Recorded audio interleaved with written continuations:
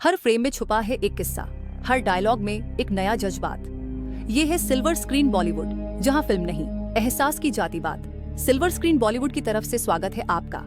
आज हम बात करने वाले हैं उस फिल्म की जहां क्या होगा अगर किसी इंसान को 100 बार मारा जाए और वह हर बार बिना खरोच के फिर जिंदा हो जाए। ऐसी ही डरावनी रोमांचक फिल्म है फ्रैंकस्टाइन, जो हाल ही में रिलीज हुई है। पहले सीन में समुद्र में फंसी एक शिप दिखती है। उसका कैप्टन और दल शिप को वापस लाना चाहते हैं। हालांकि कैप्टन जानता है यह मुश्किल है। रात में वे आग दिखकर वहां पहुंचते हैं और एक घायल व्यक्ति विक्टर पाते हैं। उसकी एक टांग नहीं और नकली पैर लगा है। तभी किसी की आवाज आती है और वे विक्टर लेकर जहाज लौटते हैं, पर एक विशाल डरावना आदमी उनके पास आता है। दल गोली चलाते हैं पर वह नहीं मरता, उल्टा सबको पीटता और जहाज पर चढ़कर चिल्लाता, विक्टर मैं तुम्हारी तलाश में हूँ। अंततः उसे भारी आग्नेयास्त्र से नीचे गिराया जाता। बर्फ टूटकर वह ठंडे पानी में गिर जाता। थोड़ी देर बाद विक्टर होश में आता है और कहता, वो मरता नहीं, मैंने उसे मारने की कई कोशिशें की पर वह बार बार लौट आता है। अगर वो फिर आया तो मुझे इस जहाज से फेंक देना, वह तुम्हें कुछ नहीं करेगा। कैप्टन पहले उसकी कहानी सुनने को कहता है। फ्लैशबैक में दिखता है कि विक्टर की मां अमीर घराने की थी और पिता अल्फोंस एक मशहूर डॉक्टर। अल्फोंस ने शादियां जमीनी कारणों से की थी। वह विक्टर को या उसकी मां को विशेष रूप से पसंद नहीं करता था। अल्फोंस इंसानी शरीर के बारे में बड़ा ज्ञानी था और विक्टर को यह सब सिखाता, पर गलत जवाब पर वह विक्टर को डांटता और पीटता भी था। एक बार जब विक्टर की मां को प्रसव पीड़ा हुई तो डिलीवरी के दौरान वह मर जाती है, पर पूर्व जन्म में एक बेटा विलियम जन्म लेता है। अल्फोंस विलियम से बहुत प्यार करता है। विक्टर अपनी मां की मौत पर टूट जाता है और पिता से पूछता कि उन्हें क्यों नहीं बचाया। अल्फोंस कहता, मौत से कोई नहीं बच सकता।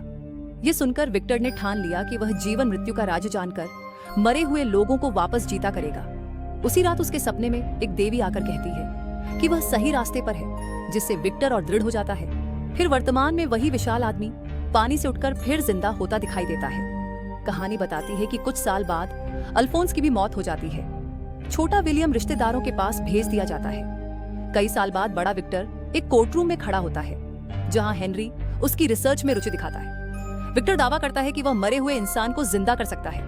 वह एक अधूरी लाश में बैटरी के तार जोड़कर बिजली देता है और लाश हिलने लगती है। लोग हैरान होते हैं। जज कहते हैं कि जीवन और मृत्यु भगवान के हाथ में है और ऐसे प्रयोग अपराध हैं। ये सुनकर विक्टर क्रोधित होकर लौटता है। बाद में हेनरी उससे मिलता है। नरी विलियम का अंकल है और विलियम की मिलने वाली एलिजाबेथ से प्यार हो चुका है। हेनरी बताता कि उसने विक्टर का प्रयोग देखा और उसे पसंद आया। वो पैसों का प्रस्ताव देता, पर शर्त यह है कि जब भी उसे जरूरत पड़े विक्टर उसकी मदद करेगा। पैसों के लोभ में विक्टर मान जाता है, पर एक बड़ी समस्या है। जब विक्टर किसी मृत शरीर में जान डालता है, वह कुछ ही मिनटों के लिए जिंदा रहता है। हेनरी कहता है कि वह विक्टर को जितना समय चाहिए देगा, ताकि विक्टर यह खोज सके कि किसी इंसान को हमेशा के लिए कैसे जिंदा रखा जाए। अगले दिन विक्टर अपने रिसर्च फाइल लेकर हेनरी के पास आता है और दोनों बातें करने लगते हैं। तभी आगे का बात खुलती है। हेनरिच पहले एक डॉक्टर था, जिसे इंसानी शरीर के रहस्यों में उतनी ही दिलचस्पी थी जितनी विक्टर को। तभी विक्टर का भाई विलियम आता है और बताता है कि वह एलिजाबेथ से शादी करना चाहता है। लेकिन जब विक्टर उसे देखता है तो खुद उसकी ओर आकर्षित होने लगता है। सब विक्टर के नए प्रयोग की बात करते हैं, मगर एलिजाबेथ कहती है, मरे हुए लोगों को जिंदा करना पागलपन है। ये सुनकर विक्टर चुप रह जाता है और वहां से चला जाता है। अब कहानी वर्तमान में लौटती है। जहाज पर मौजूद लोग समझ जाते हैं कि जिस आदमी को उन्होंने पानी में गिराया था वह फिर से जिंदा हो गया है। इसके बाद हेनरिच विक्टर को शहर से दूर एक पुराने टावरनुमा महल में ले जाता है, ताकि वह अपना प्रयोग जारी रख सके। विलियम भी उनके साथ होता है। विक्टर जोश में काम शुरू करता है। एक दिन वह बाजार में एलिजाबेथ को देखता है, जो जल्द ही विलियम से शादी करने वाली होती है। दोनों की मुलाकात होती है। फिर डिनर और डांस के दौरान वो एक दूसरे के करीब आ जाते हैं। उधर विलियम को कुछ पता नहीं, वह बस भाई की मदद में लगा रहता है। हेनरिच को जब पता चलता है कि विक्टर एलिजाबेथ से प्यार करने लगा है, तो वह उसे चेतावनी देता है कि पहले प्रयोग पूरा करो। थोड़ी देर बाद एलिजाबेथ आती है और कहती है, मैं विलियम से शादी करने वाली हूँ, जो तुम कर रहे हो वो सही नहीं है। विक्टर टूट जाता है, लेकिन तभी उसका प्रयोग सफल हो जाता है।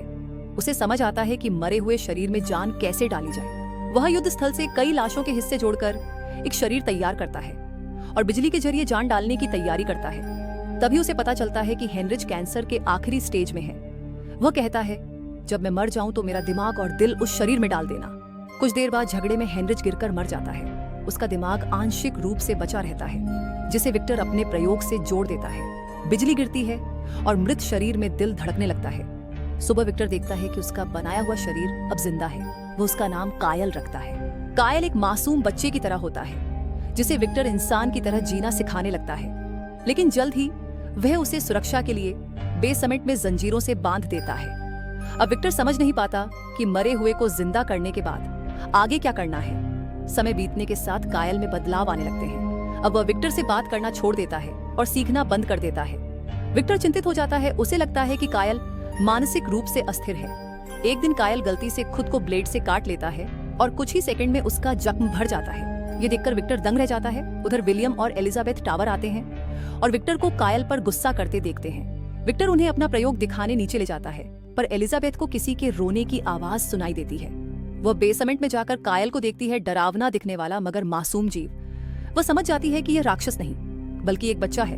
वह विक्टर से सब पूछती है, जो बताता है कि उसका प्रयोग नाकाम रहा। कायल इंसान जैसा सोच नहीं पाता। रात में एलिजाबेथ फिर कायल से मिलती है और वह उसे एक पत्ती गिफ्ट में देता है।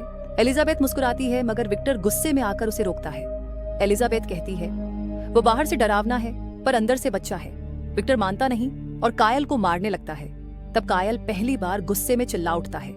विक्टर समझ जाता है कि अब यह उसके काबू में नहीं रहा। अगले दिन विक्टर विलियम को कहता है कि कायल ने हेनरिच को मार दिया। अब यह खतरनाक है। वह एलिजाबेथ को दूर ले जाने को कहता है, लेकिन एलिजाबेथ को शक होता है और वह लौट आती है। इस बीच विक्टर टावर में आग लगा देता है। कायल अंदर फंसकर तड़पता है और विक्टर उसे बचाने दौड़ता है। तभी विस्फोट होता है। विक्टर घायल हो जाता है। तभी विलियम और एलिजाबेथ पहुंचते हैं और सब कुछ जलता हुआ देखते हैं। अब कहानी फिर से वर्तमान में लौटती है। विक्टर अपनी कहानी कैप्टन को सुना रहा होता है। तभी दरवाजे पर दस्तक होती है। सामने कायल खड़ा होता है। वो कहता है, अब मेरी कहानी सुनो। वो बताता है कि आग के बाद वह गटर से निकल भागा और बेहोश हो गया। जब आंख खुली उसे कुछ याद नहीं था। वह जंगल में भटकता है, पुराने कपड़े पहनता है और एक हिरण से दोस्ती करता है, लेकिन शिकारी गोली चला देते हैं और कायल घायल होकर भागता है। वह एक पुराने घर में शरण लेता है जहां एक परिवार रहता है, शिकारी, उसकी पोती और एक अंधा दयालु बूढ़ा। कायल छिपकर उन्हें देखता है और बूढ़े के स्नेह से प्रभावित होता है। वह खिड़की के पीछे से पढ़ना सीखने लगता है और धीरे धीरे परिवार के लिए लकड़ियां आदि सजाकर रखने लगता है। बिना उनके जाने वह उनकी मदद करने लगता है। परिवार अपनी मदद देखकर सोचता है कि जंगल में कोई पवित्र आत्मा रहती है। ये सुनकर पहली बार कायल मुस्कुराता है। उसे महसूस होता है कि उसने किसी के लिए अच्छा किया। अब वह रोज उस परिवार की मदद करता है और वे घर के बाहर खाना कपड़े रख देते हैं, ये मानकर कि कोई नेक आत्मा उनकी मदद कर रही है। दिन बीतते हैं, लेकिन एक दिन भेड़िए परिवार की भेड़ों पर हमला कर देते हैं। किसी तरह वे उन्हें भगा तो देते हैं, पर डर के कारण शहर जाने का निर्णय लेते हैं। सब चले जाते हैं, पर बूढ़ा अंधा व्यक्ति वहीं रुक जाता है। जब कायल को यह पता चलता है, वह रात में उससे मिलने आता है। बूढ़ा व्यक्ति उसे पहचान लेता है कि वही उनकी मदद करने वाला। वह धन्यवाद देता है और कहता है, डर मत, तू मेरे साथ रह सकता है। ये पहली बार होता है जब किसी ने कायल को अपनाया। बूढ़ा उसे पढ़ना लिखना सिखाने लगता है। कुछ ही दिनों में कायल बोलना और पढ़ना सीख जाता है। दोनों के बीच गहरी दोस्ती हो जाती है। एक दिन बूढ़ा पूछता है, तू कहां से आया है? कायल कुछ याद नहीं कर पाता। तब बूढ़ा कहता है, जा अपने बारे में सच्चाई ढूंढ। कायल टावर तक पहुंचता है, जो अब खंडहर बन चुका है। जल चुके कागजों में उसे पता चलता है कि वह किसी इंसान की तरह पैदा नहीं हुआ, बल्कि मरे हुए शरीरों के टुकड़ों से बनाया गया है। सच्चाई जानकर वह टूट जाता है। तभी उसे विक्टर का पता मिलता है और वह वहीं जाने निकलता है, लेकिन घर पहुंचने से पहले भेड़िए फिर आ जाते हैं। कायल गुस्से में उन्हें मार देता है, पर तब तक बूढ़ा व्यक्ति घायल होकर मर जाता है। वह मुस्कुराकर कहता है, अब तुझे सच्चाई मिल गई, और मर जाता है। जब परिवार लौटता है, कायल को देखकर सोचते हैं कि उसी ने बूढ़े को मारा है। वे उस पर गोली चला देते हैं। कायल गिर जाता है। सबको लगता है वह मर गया, पर कुछ दिनों में उसके घाव भर जाते हैं। वह अमर है। उधर विक्टर अब नकली पैर लगाकर चलता है। विलियम और एलिजाबेथ की शादी होती है, लेकिन एलिजाबेथ उसे माफ नहीं कर पाती। वह गुस्से में विक्टर के सिर पर चोट कर देती है। विक्टर अपने कमरे में लौटता है तो देखता है सामने कायल खड़ा है।